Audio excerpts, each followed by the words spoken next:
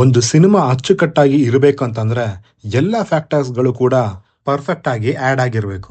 Actors performances, story, direction ಎಲ್ಲವೂ. ಆದ್ರೆ ಇಲ್ಲಿ ಎಲ್ಲವೂ ಹಳ್ಳ ಹಿಡಿದಿದೆ ಅಂತ ಹೇಳ್ಬೋದು. ನೀವಿನ್ನೂ ನನ್ನ ಚಾನಲ್ಗೆ ಸಬ್ಸ್ಕ್ರೈಬ್ ಮಾಡ್ಕೊಂಡಿಲ್ಲ ಅಂತಂದ್ರೆ ಈಗಲೇ ಸಬ್ಸ್ಕ್ರೈಬ್ ಮಾಡಿ ಮತ್ತು ನನ್ನ ಹೊಸ ಪ್ರಯತ್ನಗಳಿಗೆ ಸಪೋರ್ಟ್ ಮಾಡಿ ಅಂತ ಕೇಳ್ಕೊತೀನಿ. ಇಂಟ್ರೋ ಮುಗೀತು, ಸಿನಿಮಾ ಒಳಗೆ ಹೋಗೋಣವಾ? Pathirathri, written by Shaji Marad, directed by Ratheena, starrer by Navya Nair, Soubin Shahir and many more.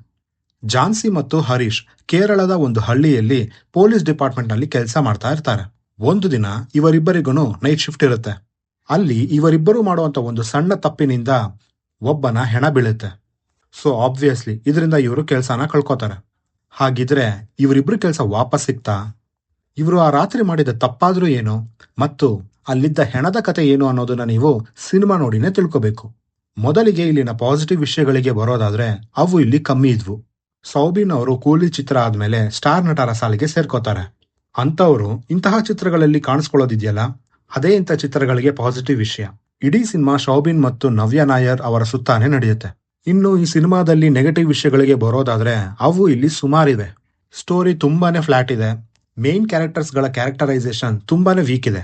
ಆ ಕ್ಯಾರೆಕ್ಟರ್ಸ್ ಗಳ ಸುತ್ತ ಬರ್ಕೊಂಡಿರುವಂತಹ ಕಾನ್ಫ್ಲಿಕ್ಟ್ಸ್ ಗಳು ಯಾವುವು ಅಷ್ಟು ಚೆನ್ನಾಗಿಲ್ಲ. ಇಡೀ ಸಿನಿಮಾ ಜಸ್ಟ್ ನಿಮ್ಮನ್ನ ತೋರಿಸ್ಕೊಂಡು ಹೋಗುತ್ತೆ ಅಷ್ಟೇ.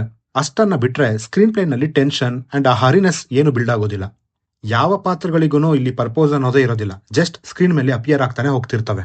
ಇನ್ನ ಎಷ್ಟೋ ಕಡೆ ಅನ್ಆನ್ಸರ್ಡ್ ಕ್ವಶನ್ಸ್ ಗಳು ಹಾಗೆ ಉಳಿತವೆ. ಸಿನಿಮಾದಲ್ಲಿ ಕೊಲೆಗಾರ ಯಾರು ಅನ್ನೋದನ್ನ ಈಸಿಯಾಗಿ ಗೆಸ್ ಮಾಡಬಹುದು. ಎರಡೂ ಪಾತ್ರಗಳ ಮಧ್ಯೆ ಒಂದು ಎಮೋಷನ್ ಬಾಂಡಿಂಗ್ ನ ಬಿಲ್ಡ್ ಮಾಡೋದಕ್ಕೆ ಅಂತ ಹೋಗಿದ್ದಾರೆ. ಅಂಡ್ ಅದು ಕೂಡ ಆಡಿಯನ್ಸ್ ನ ಜಸ್ಟ್ ಕನ್ಫ್ಯೂಸ್ ಮಾಡೋದಕ್ಕೆ ಅಷ್ಟೇನೆ. ಬಟ್ ಆ ಎಮೋಷನ್ ವರ್ಕ್ ಆಗ್ಲಿಲ್ಲ. ಸೌಬಿನ್ ಅವರು ಕೊಟ್ಟಿರುವಂತ ಕೆಲಸನ ಮಾಡಿದ್ದಾರೆ. ಮೇನ್ ಆಗಿ ಇಲ್ಲಿ ಆಕ್ಟಿಂಗ್ ಸ್ಪೇಸ್ ಅನ್ನೋದು ಇಲ್ಲ. ಆಕ್ಟರ್ಸ್ ಏನಾದ್ರು ದೊಡ್ಡದಾಗಿ ಎಕ್ಸ್ಪ್ಲೋರ್ ಮಾಡೋದಕ್ಕೆ. ನವ್ಯ ಅವರು ಆಬ್ವಿಯಸ್ಲಿ ಈ ಪಾತ್ರಕ್ಕೆ ಸೂಟ್ ಆಗ್ಲಿಲ್ಲ. ತುಂಬಾ ಕಡೆ ಅನ್ಕಂಫರ್ಟಬಲ್ ಫೀಲ್ ಆಗ್ತಿದ್ದಾರೆ ಅಂತ ಅನ್ಸುತ್ತೆ. ಇನ್ನು ನಮ್ಮ ಅಚ್ಯುತ್ ಕುಮಾರ್ ಅವರು ಬೇರೆ ಇಲ್ಲಿದ್ದಾರೆ. ಆ ಪಾತ್ರಕ್ಕೂ ಕೂಡ ಪ್ರಾಪರ್ ಆಗಿರುವಂತ ಡೆಫಿನೇಷನ್ ಇಲ್ಲ.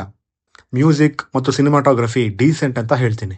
ಸೊ ಓವರ್ ಆಲ್ ಆಗಿ ಹೇಳ್ಬೇಕು ಅಂತಂದ್ರೆ ಸಿನಿಮಾ ನನಗೆ ವರ್ಕ್ ಆಗ್ಲಿಲ್ಲ. ಇನ್ನು ನೀವೇನಾದ್ರೂ ಸಿನಿಮಾನ ನೋಡಿದ್ರೆ ಹೇಗೆ ಅನಿಸ್ತು ಅಂತ ಕೆಳಗಡೆ ಕಮೆಂಟ್ ಮಾಡಿ ತಿಳಿಸಿ. ನೋಡಿಲ್ಲ ಅಂತ ಅಂದ್ರೆ ZEE5 ನಲ್ಲಿ ಇದೆ, ಹೋಗಿ ನೋಡಿ ಅಂತ ನಾನೇನು ರೆಕಮೆಂಡ್ ಮಾಡೋದಿಲ್ಲ.